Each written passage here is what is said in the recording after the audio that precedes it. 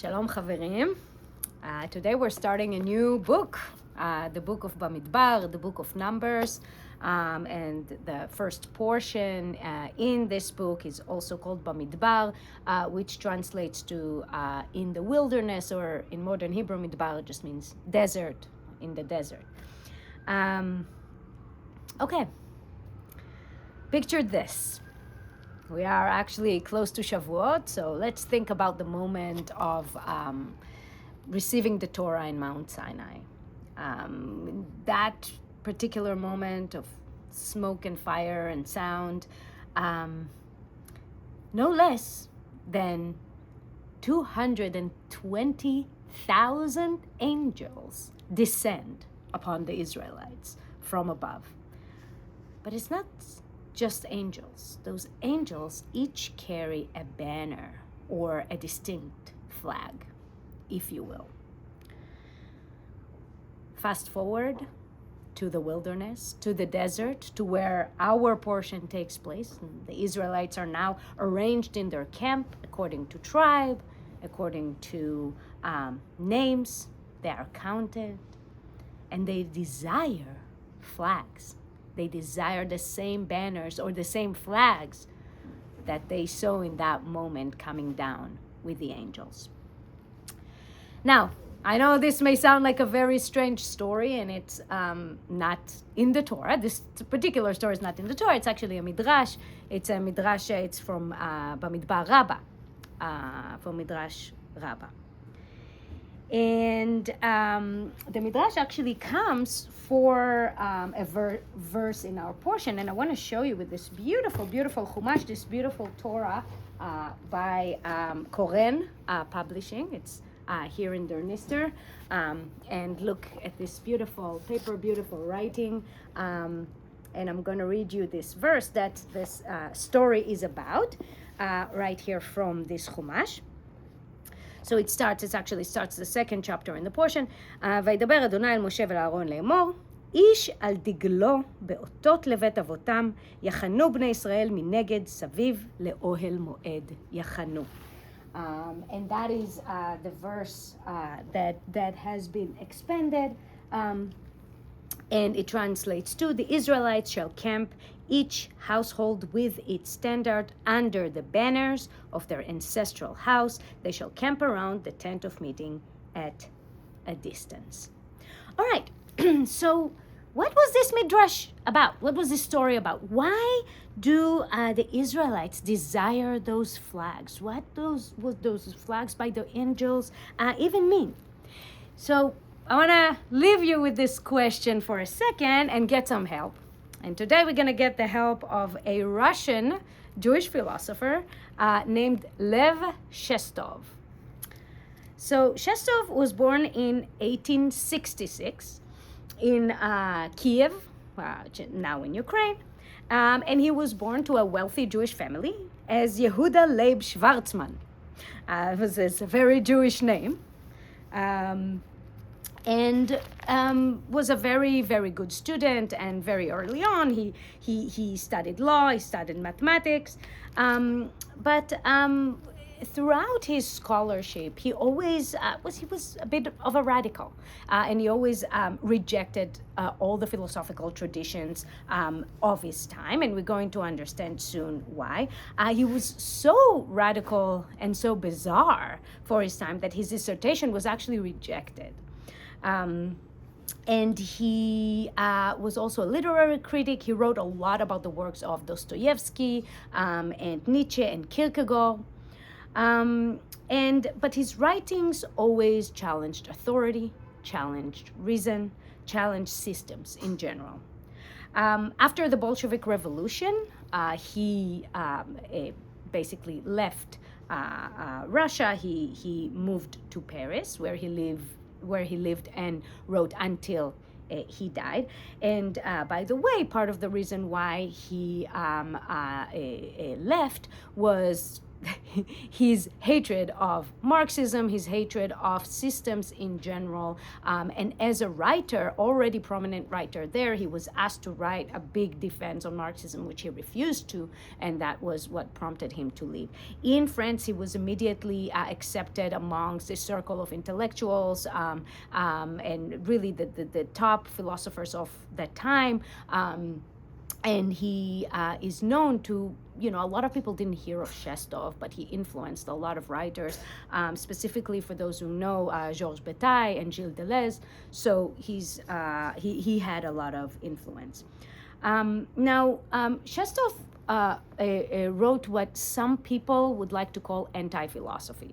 I know this is for others it's a problematic term, but what it means is that Shestov had a very basic critique of philosophy in general, which is it's limited. Philosophy itself is limited because of a very simple thing.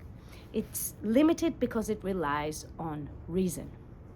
And who said that we should rely on reason?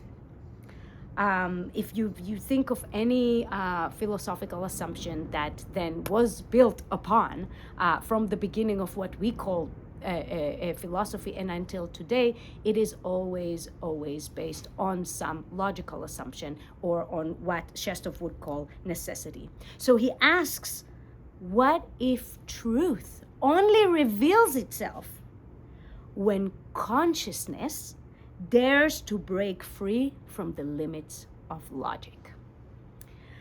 This is a very, very important question. And he famously wrote a piece which is called Athens and Jerusalem. Now, some of you may be for a second, wait a minute, wasn't that Strauss?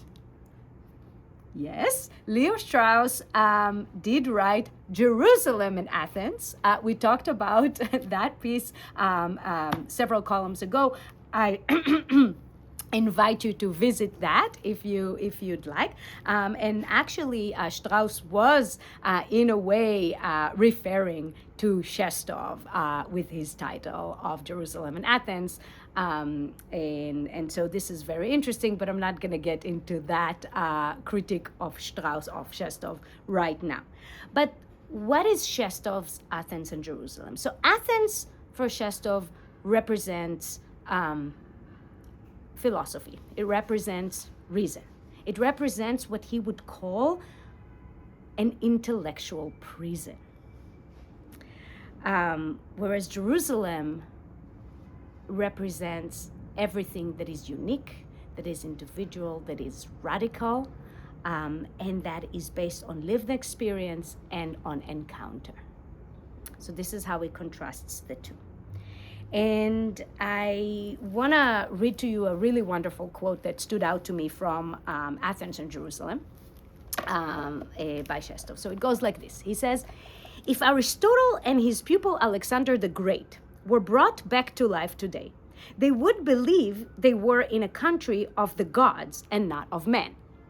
10 lives would not allow Aristotle to assimilate all the knowledge that has been accumulated on earth since his death. And Alexander would perhaps be able to realize his dream and conquer the world. But the haze of the primordial mystery has not been dissipated. It has grown denser. Plato would hardly need to change a single word of his myth of the cave. So I really, really like this because what Shestov does here is it tells us we carry ourselves with the arrogance of know-it-all, with the arrogance of our advancement. Think about what we are capable of doing now. Downtown LA. But in some other way, we have not advanced at all since the days of Plato. If you think about it more deeply, we still know nothing. If you think about it more deeply, we might as well still be sitting in a cave, tied, looking at a reflection of reality and never knowing what reality is, because we are limited. We are limited by our logic. So for Shestov, the cave is logic.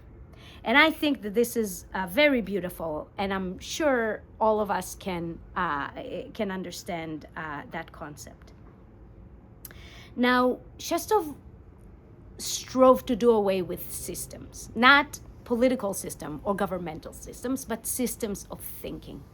And what was so nice about his idea of doing away with systems of thinking was not just to critique everything in the sense of what everything is not, which is very, popular, since, structuralism, postmodernism, and we're still in that era of deconstructing and of critiquing and of ourselves and our way of thinking for what is not. But Shestov was different because his ideas were positive and creative.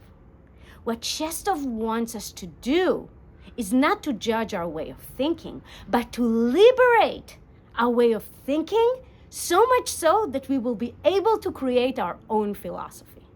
And I think that is really inspiring and really beautiful. And now with that, I want to connect back to our portion, to Bamidbar. So Bamidbar really starts with a clear structure. Here, I'll go back to this beautiful Chumash that I read from, and I'm going to go to the very beginning of the portion here to just read you the first couple of verses. Okay. So, וידבר אדוני אל משה במדבר סיני במועד באחד בחודש. Okay, so God says to Moses, and it says the date, and then it says, שאו את ראש כל הדת בני ישראל למשפחותם לבית אבותם במספר שמות כל זכר לגולגולותם. Okay, so basically it says, I want you to count heads. And it's not just counting heads. He used the word legulgelotam. Gulgolet in Hebrew is skull. Okay, so they can count skulls. Right? What could be more impersonal than counting skulls, right? So this really speaks to structure, right? Placement, hierarchy, order. And all these things are very important. They're very important, and the Israelites recognize those. But at the same time, our Midrash tells us that while we might need those structures, and let's think of Shestov's systems of thinking, in order to be able to function and create, society, we're not just a collective. We're individuals, and we're individuals that are so unique that no one can fit us really into a structure. So there's a contradiction here. And that Midrash is so beautiful because it talks of angels. And the word for angel in Hebrew is malach. And malach means a messenger. So it means that it's a being with purpose. It's a being with a calling. And what the Israelites recognized when they saw those angels coming down with their flags is that they envied their distinctness. They envied their purpose and their calling. And this is what they desired too, in addition to the structures. So what the Midrash is telling us, which is very, very similar to Shestov, is that we need both. We need both structure and uniqueness. We need both Athens and Jerusalem. And we all live in that tension. And now, Shestov, he was an existentialist in the classic sense of the word. He was an existentialist because he believed that reality cannot be explained, that reality can only be lived. So in that, he was an existentialist because that experience of living is very unique to each and every one of us. And we all constantly in our lives experience the tensions between being a part of a collective where we strive to fulfill a role that is functional to everything else around us, and between our Jerusalem side that is not only really unique only to us, but it's something that we are unable to communicate. We are unable to even explain. And we can't explain it because maybe it defies all logic. And so, just like us, the Israelites did not have a problem being counted. But just like us, they also knew that they were not countable. Shabbat Shalom.